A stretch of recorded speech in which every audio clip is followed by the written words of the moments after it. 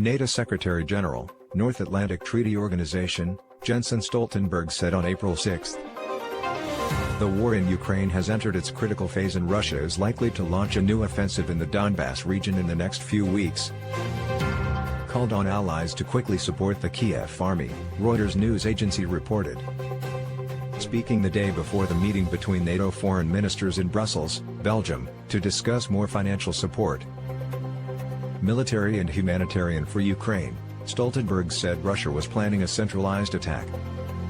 We now see a significant movement of Russian troops out of Kiev to regroup, rearm, and shift their focus eastward, NATO Secretary General said.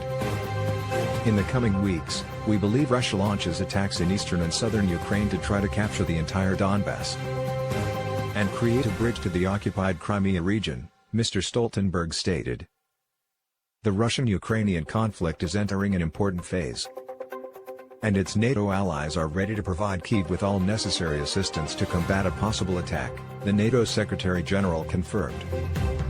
Mr. Stoltenberg also noted that Ukraine's Foreign Minister Dmytro Kuleba will participate in the meeting with NATO foreign ministers.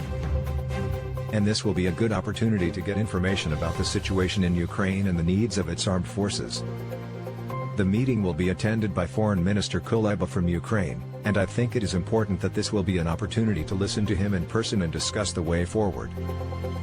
The meeting will also be attended by foreign ministers from Georgia, Finland, Sweden, the European Union, EU, and partners from Asia-Pacific, Australia, New Zealand, Japan, and South Korea. These are all highly regarded partners, said Mr. Stoltenberg.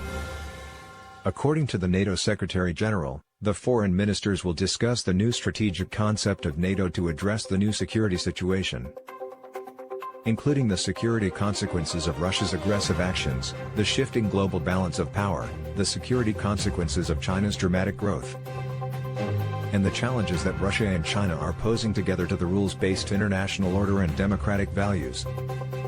Stoltenberg stressed that the killings of civilians in Bucha and other Ukrainian cities revealed the true nature of the military operation that Putin launched. We have all seen atrocities that happened in Bucha and elsewhere in Ukraine. This shows the true nature of Russia and President Putin. The targeting and killing of civilians is a war crime, and as such, NATO allies are supporting international efforts to verify the facts, investigate and ensure that the perpetrators are punished, he said.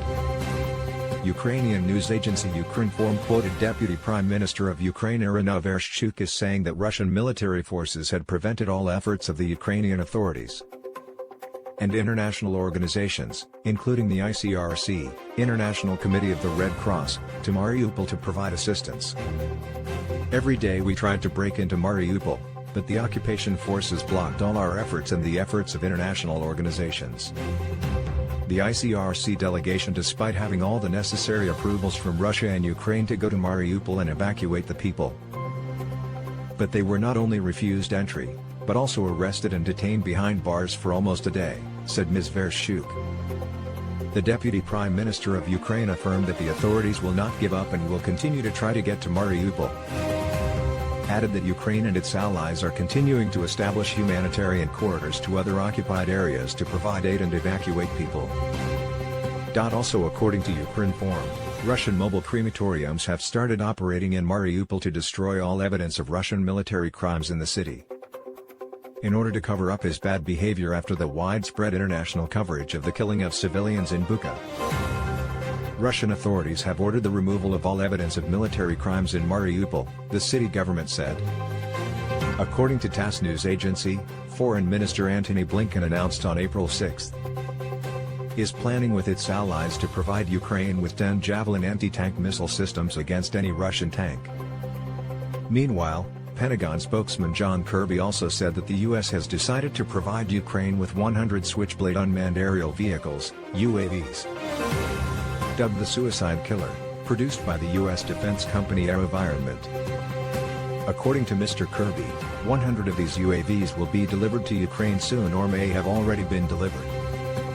He did not specify what type of Switchblade UAV was shipped to Ukraine, but noted that the U.S. could send one designed to eliminate tanks and armored vehicles.